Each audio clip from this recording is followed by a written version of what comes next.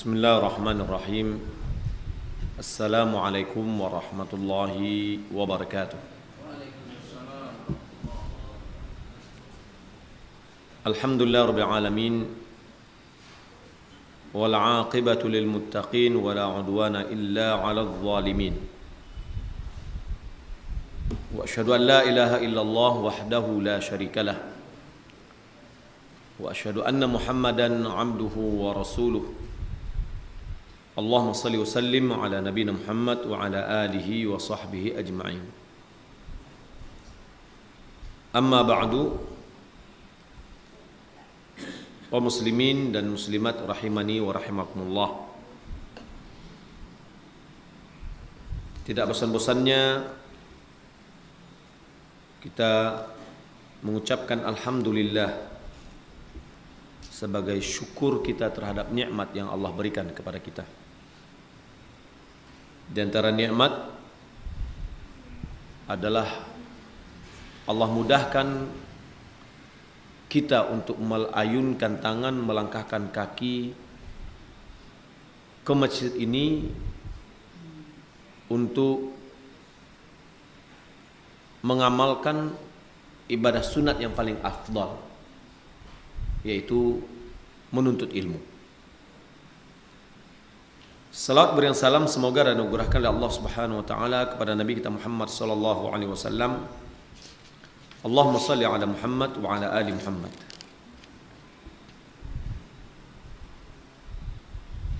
Baiklah kaum muslimin dan muslimat yang dimuliakan oleh Allah Subhanahu wa taala. Kita lanjutkan kajian kita di dalam kitab Adabul Masyi ila Shalah, etika-etika berjalan menuju salat.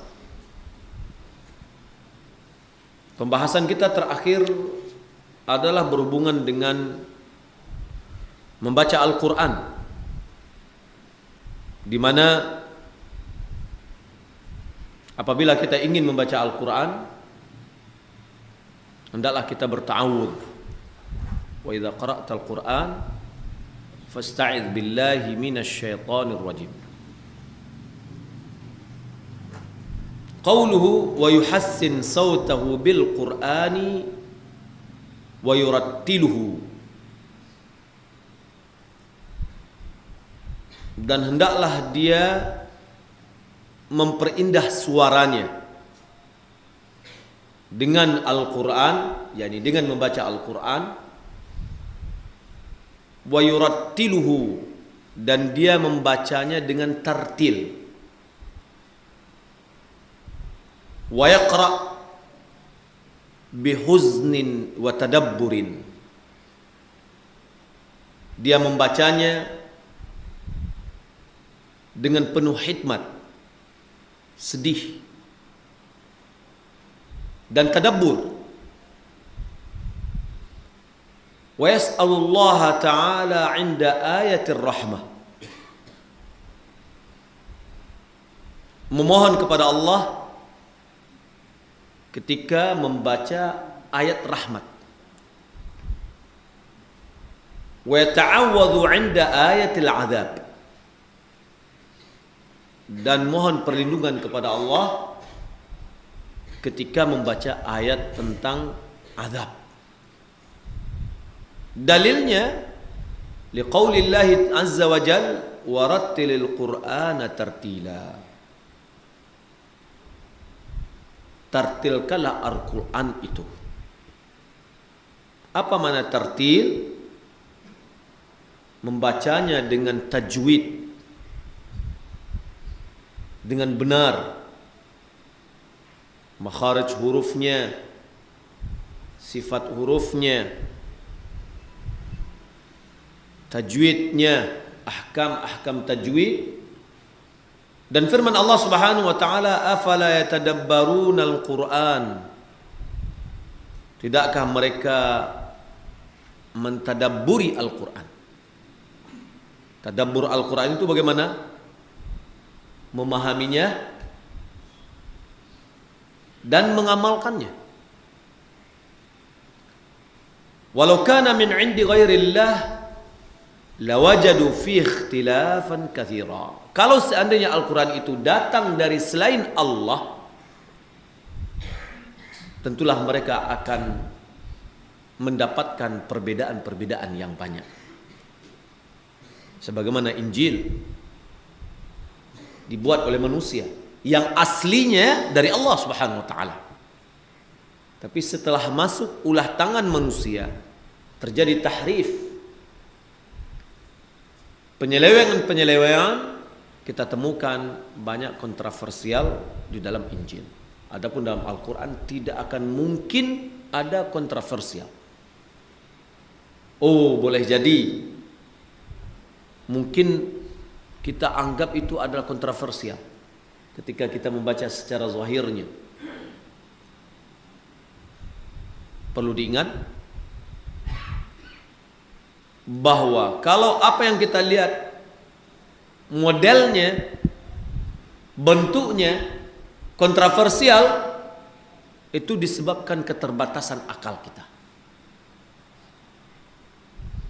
Karena Allah Subhanahu wa taala Maha jujur.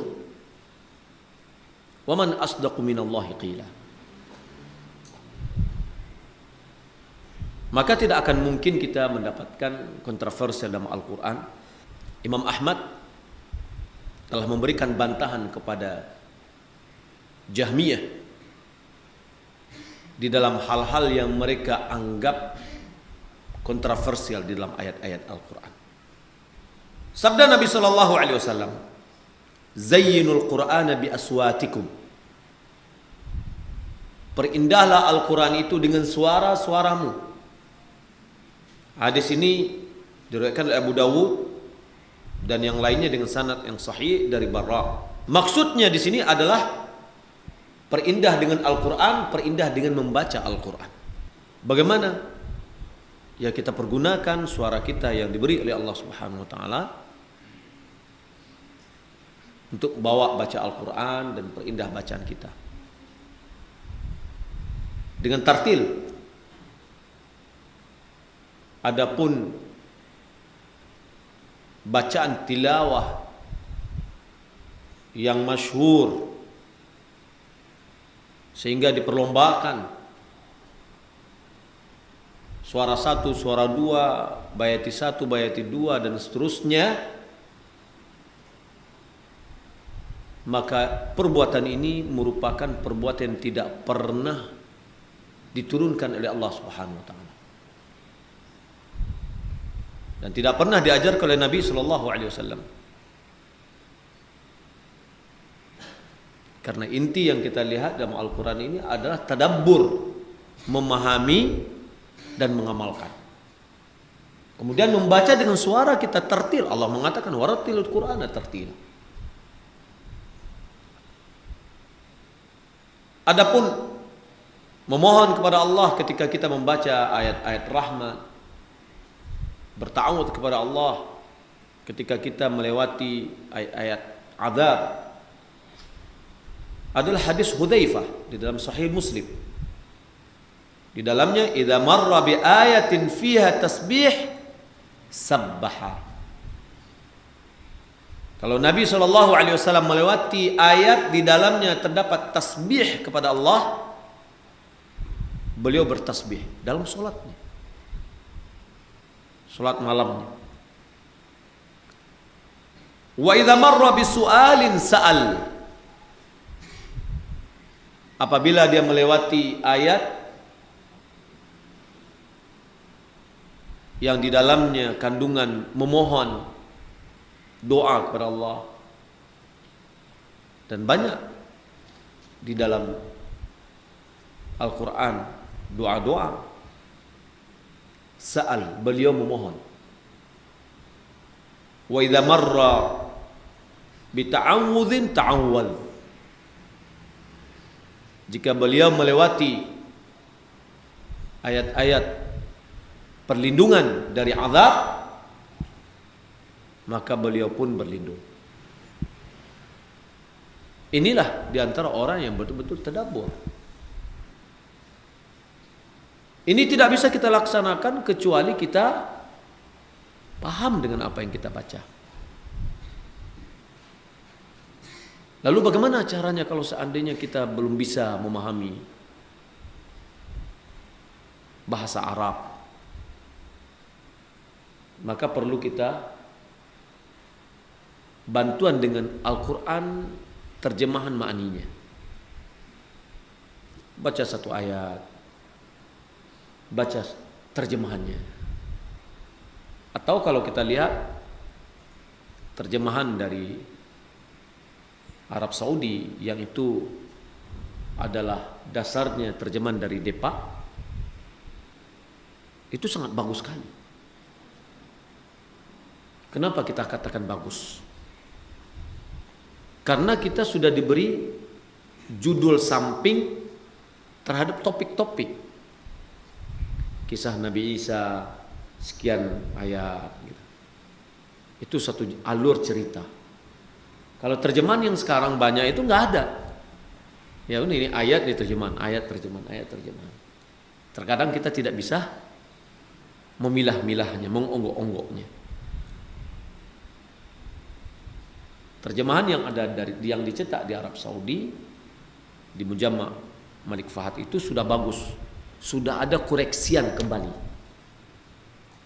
Ya, terjemahan yang ada dari Indonesia kemudian dikoreksi kembali, apa yang bertentangan dengan akidah maka dibenarkan. Qauluhu wala yajhar baina musallin. Janganlah orang yang membaca Al-Quran itu mengeraskan bacaannya antara orang yang sholat. Jadi ada dua orang sholat sunat, yang satu sedang baca Al-Quran, keras-keras dia baca. Kalau kita lihat dari sisi dia membaca Al-Quran, dia betul baca Al-Quran dia, ya. Tapi ingat, dia membaca Al-Quran di mana, dalam kondisi apa? Au niyamin, antara orang yang tidur. Au talin, atau orang yang sedang juga membaca Al-Quran. Jahran yu'dhihim, janganlah dia mengeraskan bacaan Al-Qurannya antara orang yang sedang sholat, atau antara orang yang tidur, atau antara orang yang membaca Al-Quran dengan keras yang mengganggu mereka.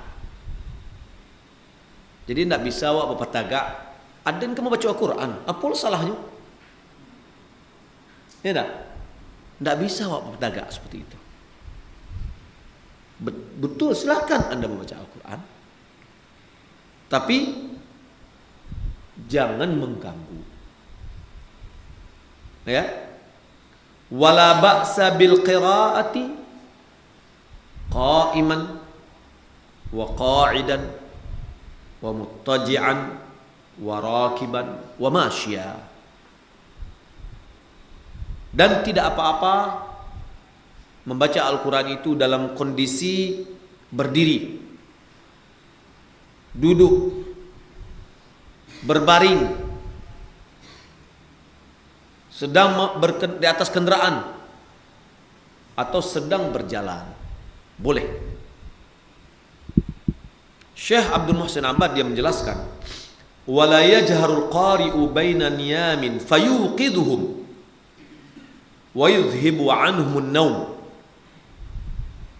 Janganlah orang yang membaca Al-Quran itu mengeraskan bacaannya antara orang yang tidur yang bisa membangunkan mereka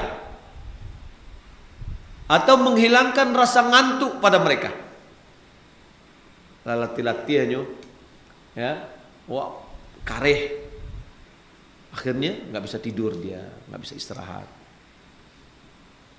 Wala musallin, tidak juga orang-orang yang sedang sholat.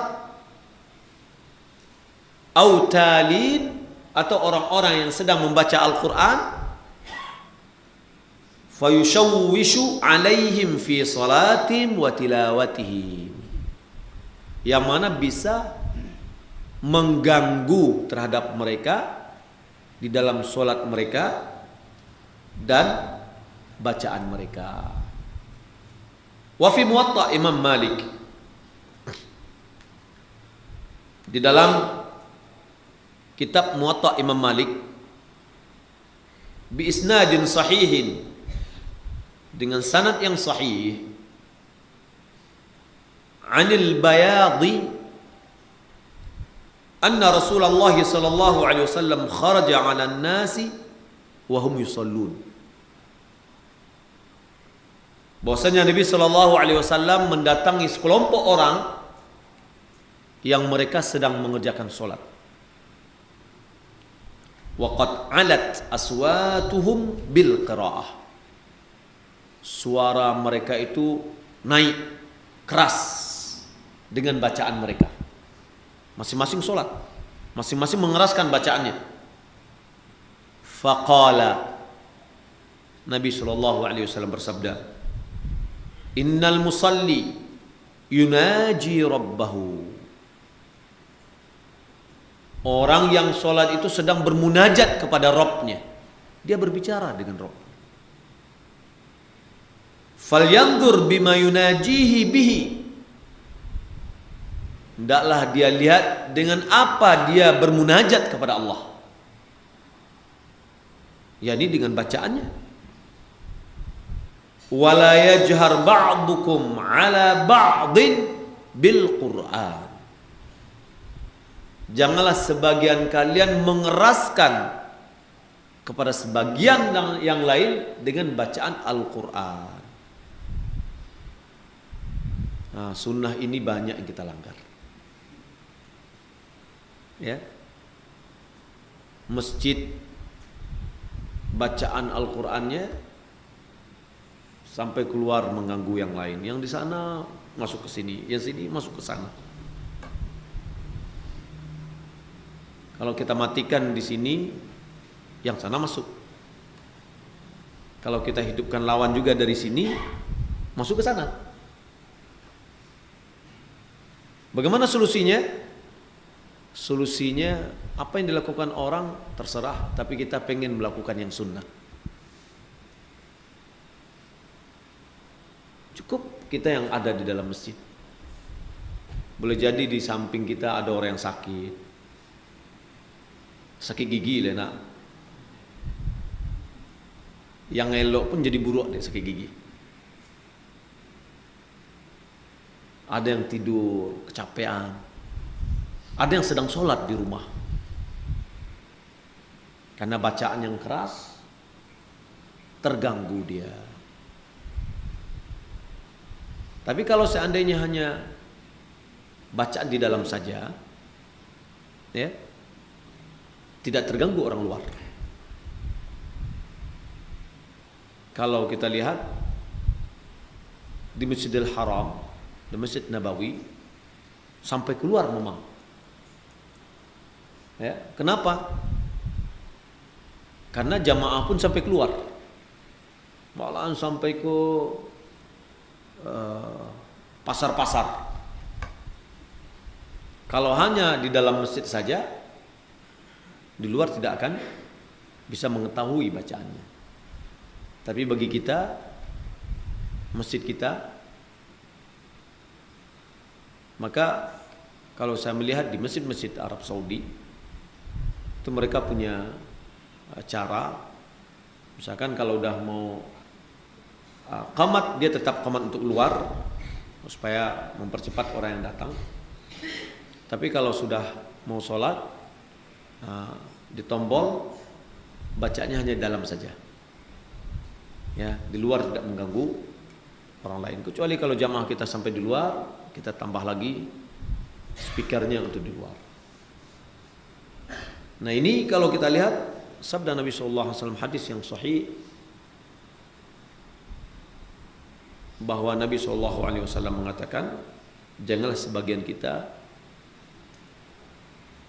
memperkeras bacaan Al-Qur'annya kepada sebagian yang lain.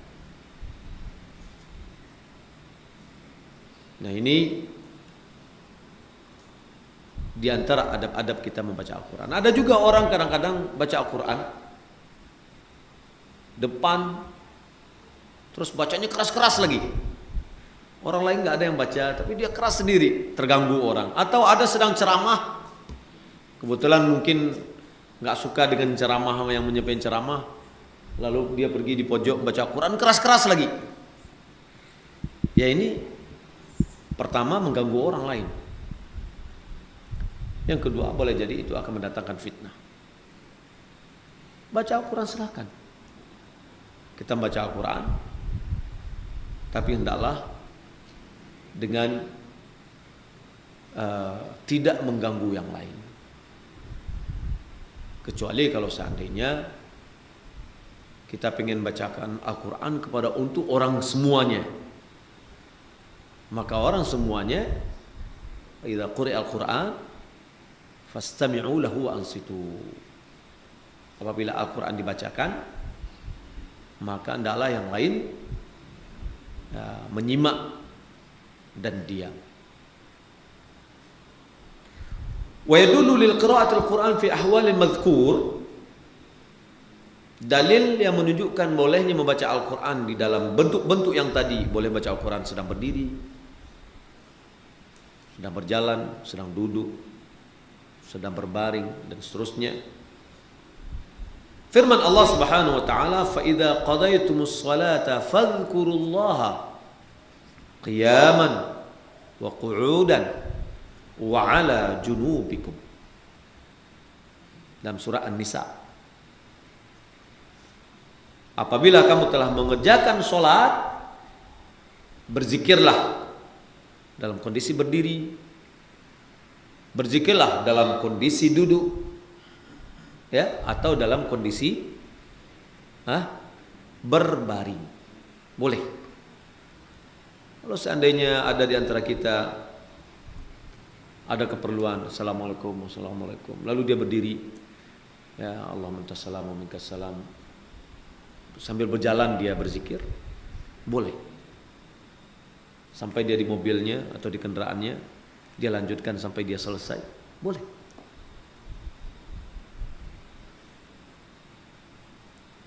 Qala Ibnu Katsir fi tafsiriha, Ibnu Katsir mengatakan dalam tafsirnya, ai fi sairi ahwalikum, bacalah, berzikirlah dalam seluruh kondisi kalian.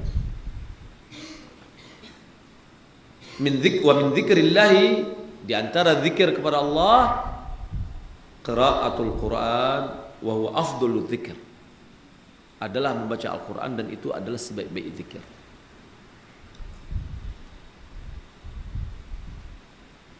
Di antara kondisi Syekh bin Baz rahimahullah ta'ala yang pernah diceritakan oleh Syekh Abdul Muhsin Abbad yang mensyarah kitab ini, ketika di kampus beliau menceritakan biografi Syekh bin Baz rahimahullah ta'ala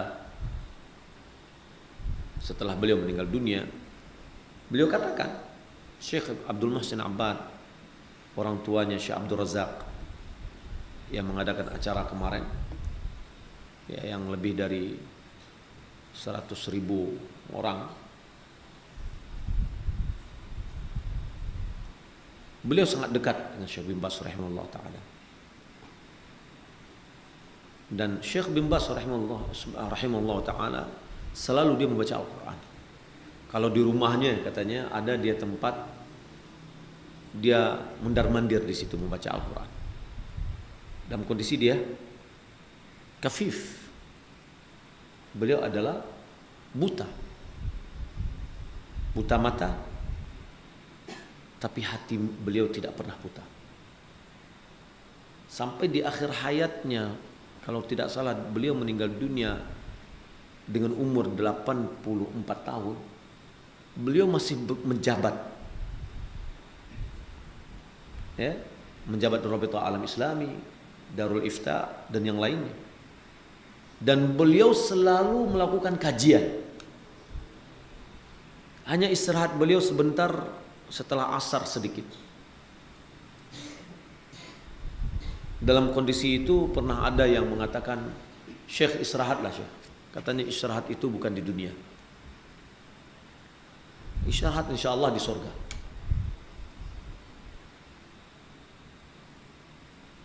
Dan Syekh Abdul Muhsin Abbad, beliau mengajar di Madinah, di Masjid Nabawi, setiap malam, kecuali malam Jumat. Muridnya banyak, antara 500 dengan 1000 orang. Semuanya bawa buku. Beliau membahas kitab hadis. Beliau sudah pensiun, beliau pun tetap mengajar di kuliah syariah dan tidak mengambil uang honornya. Enggak diambil. Kenapa? Dia pengen amal jariah.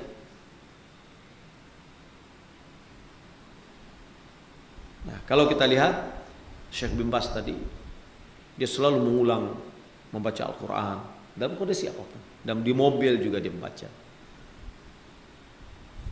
Semoga Allah Subhanahu wa taala memberikan taufik kepada kita untuk bisa membaca Al-Quran kapanpun dan dimanapun. Wa qawluhu wala tukrahu fit tariqi wala ma'a hadatsin asgharin wa takrahu fil mawadi'il qadarah. Tidak dibenci kita membaca Al-Quran itu di jalan. Silakan. Tidak juga walaupun kita punya hadas kecil, baca Al-Quran, hafalan kita. Namun tidak disukai kalau membaca di tempat-tempat kotor, dekat tempat tumpukan sampah misalnya. Jangan. Di WC. Ya, jangan. Walil qari al-qira'atu fi at-tariqi wa ma'al hadath al-asghar idza kanat al-qira'atu min hifdhihi. Bagi orang yang membaca Al-Quran, dia boleh membaca Al-Quran di jalan sambil dia pulang, di atas kendaraannya dia baca Al-Quran hafalan. Walaupun dia punya hadas kecil, tapi itu dari hafalannya. Juz amma yang dibacanya, yang hafal diulang-ulang terus. Wa ammal qira'atu fil mushaf. Adapun membaca Al-Quran dari mushaf yang kita namakan Al-Quran, ya, fala yaqra illa wa huwa ala taharatin. Janganlah dia membaca dengan membuka Al-Quran kecuali dalam kondisi suci. Mana dalilnya? Dalilnya hadis la yamassul Qur'ana illa tahirun. Tidak ada yang menyentuh Al-Quran kecuali orang yang suci. Hadis ini adalah hadis yang hasan. Bisa dilihat di dalam kitab Irwa'il Ghalil karya Syekh Muhammad Nasruddin Al-Albani. Hadisnya hasan, hadis hasan. Hadis yang bisa kita pegang untuk sebagai argumentasi, ya, di dalam kita beramal. Wala yaqra'ul Qur'ana fil amakinil qadirah takriman lahu wa tanzihan. Jangan membaca Al-Quran di tempat-tempat kotor demi memuliakan dan menghormati Al-Quran. Kaum muslimin dan muslimat yang dimuliakan Allah Subhanahu wa taala. Jadi ini di antara adab-adab kita membaca Al-Quran, sebagaimana yang sebelumnya juga kita telah pelajari, bahwa satu huruf yang kita baca dari Al-Quran, itu satu pahala dilipat gandakan menjadi 10 kali lipat. Wallahu ta'ala. Bagaimana keafdalan doa apabila yang memimpin doa kita, yang kita ketahui bahwa si fulan suka bermain togel dan berjudi? Doa itu bukan dipimpin. Doa itu masing-masing kita. Dia punya hajat, kita punya hajat. Ya. Doa masing-masing. Ada 3 orang sahabat datang kepada Nabi, termasuk Abu Hurairah. Dalam hadis yang dikeluarkan oleh Bukhari dalam kitab Kitabul Al-Ilm. Masing-masing mereka berdoa dan minta diaminkan oleh Rasulullah. Masing-masing berdoa sesuai dengan kebutuhannya. Abu Hurairah berdoa sesuai dengan kebutuhannya, diaminkan oleh Rasulullah. Bukannya Rasulullah berdoa diaminkan oleh bertiga. Enggak. Tapi masing-masing berdoa sesuai dengan kebutuhannya, diaminkan oleh Rasulullah. Ya. Mengaminkan doa kawan kita boleh, tapi bukan terpimpin seperti yang biasa kita lihat. Apalagi dia banyak melakukan maksiat. Wallahu a'lam. Bolehkah kita membawa Al-Quran